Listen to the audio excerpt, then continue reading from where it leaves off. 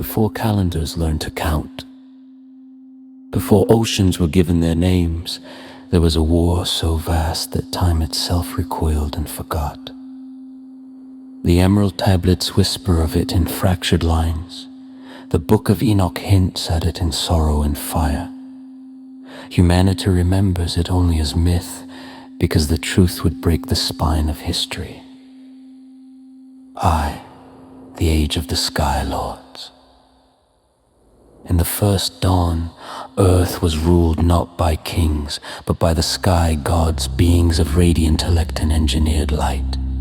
They were called the Shemor, the Shining Watchers, named in the tablets as those who descended clothed in fire.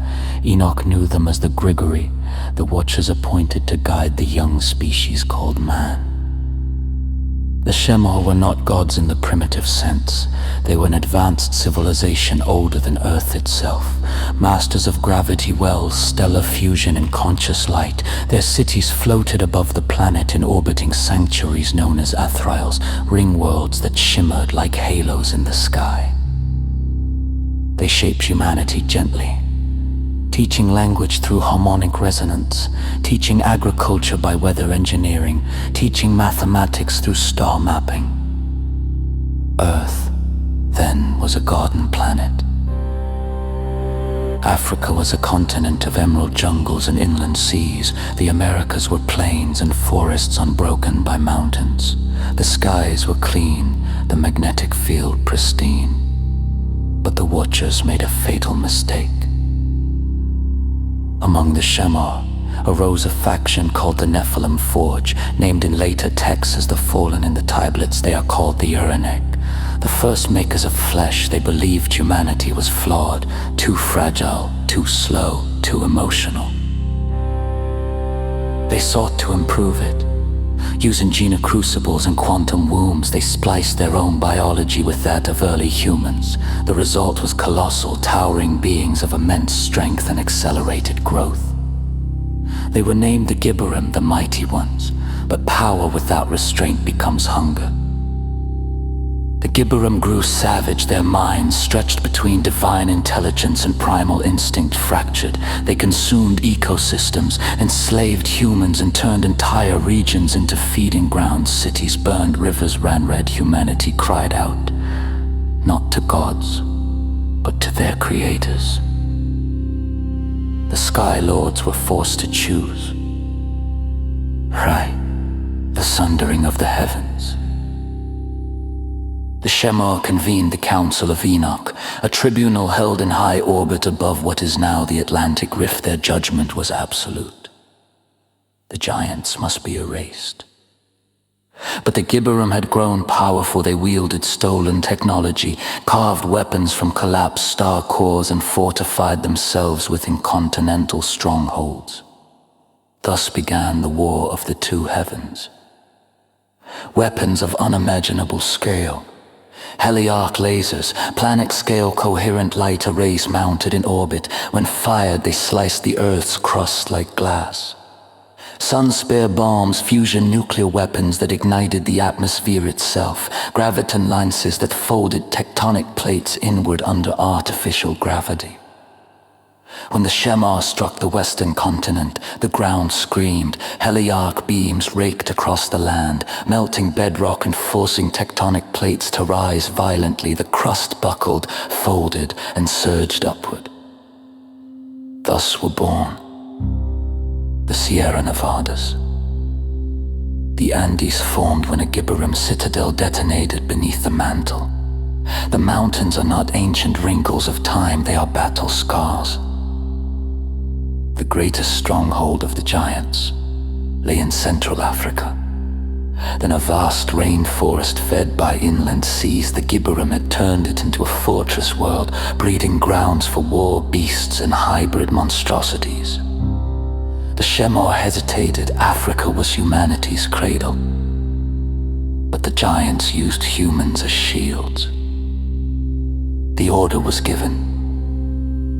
Sun-spear bombs fell like artificial stars.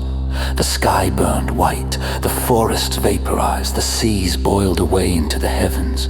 Radiation salted the soil so deeply that rain itself fled instead, and currents shifted, the planet's climate fractured. What remained became the Sahara, the Kalahari, the Namib. Deserts were not born of neglect, but of fire. The last of the Gibberum gathered in the highlands of the ancient world, near what would later be called the Levant. Their leader was Azrakel, the devourer of light, a giant who had learned to bend gravity itself. The Shemar descended personally.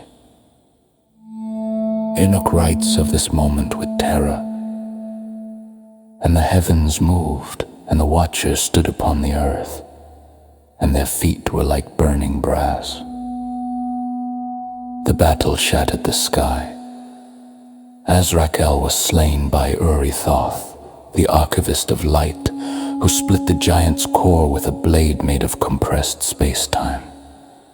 The remaining Gibberum were driven into containment vaults beneath the earth, or cast into the deep mantle where they still sleep, dreaming of revenge. The war ended, but victory came at a cost. In Endidade, VI, the Great Silence. Earth was broken. The magnetic field weakened, radiation lingered, humanity was traumatized, its population reduced to fragments. The Shemar realized their presence would prevent recovery. So they enacted the veiling. All orbital cities were dismantled or cloaked. Advanced technology was erased or buried. Human memory was softened into myth. The Watchers departed, or sealed themselves beyond time. Before leaving, they left warnings. In stone, in symbol, in story. The emerald tablets, the Book of Enoch, legends of gods and giants. Echoes beneath our feet. Mountains still rise where lasers once struck. Deserts still glow faintly with ancient radiation, and deep beneath the earth something stirs when humanity splits the atom and reaches again for the fire of the gods. Because the war before memory was not the end. It was a lesson. And the Sky Lords are watching to see whether humanity will become creators or giants once more.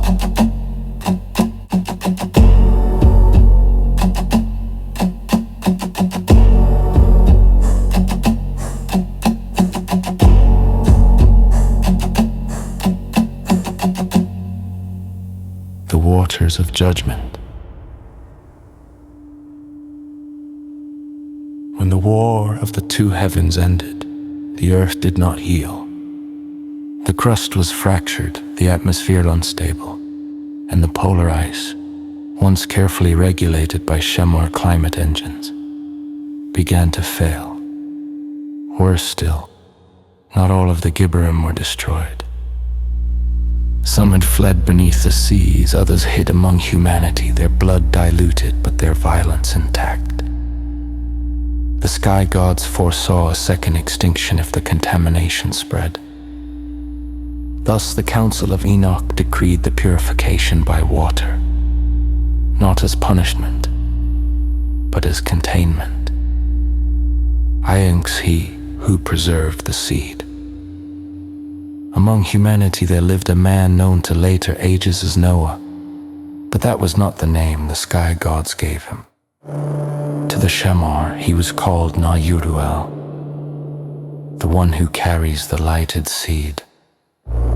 Na-Uru-El was not chosen for blind faith, but for genetic stability. His lineage showed minimal corruption. From giant bloodlines, his mind could still resonate with sky-tongue frequencies, the harmonic language of the Watchers.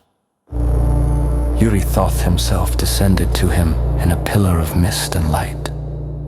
The earth must be washed, the Sky Lord said, but the song of man must not end. The Ark was not a boat. The word Ark is a mistranslation. In the tablets it is called the Veselae, a living containment craft grown from biocrystal and resonance wood. It was not built upon water, but sealed against it. Na-Uru-El was instructed to gather human bloodlines untainted by the Gibborim. The genetic matrices of Earth's creatures, knowledge fragments, mathematics, agriculture, star cycles compressed into crystalline memory cores. The Veselae was anchored upon a tectonically stable platform deep within the ancient highlands, far above the coming waters. The breaking of the sky engines. To initiate the flood, the Shemor activated dormant planetary systems, machines older than humanity itself. Polar resonance arrays fractured the ice caps and hours. Onsen ionizers collapsed cloud systems into endless rain. Seafloor graviton keys triggered controlled subduction events. The oceans rose, not slowly, but violently.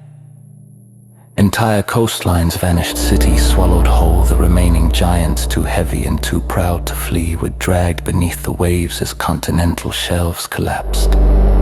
Some were crushed, others were sealed into abyssal prisons where pressure and time became their jailers. Rain fell for 40 cycles, not symbolic, but calculated. The precise duration needed to erase surface contamination. Africa's scars deepened, the Americas were reshaped once more, river systems rewrote the land. Humanity was reduced to a whisper.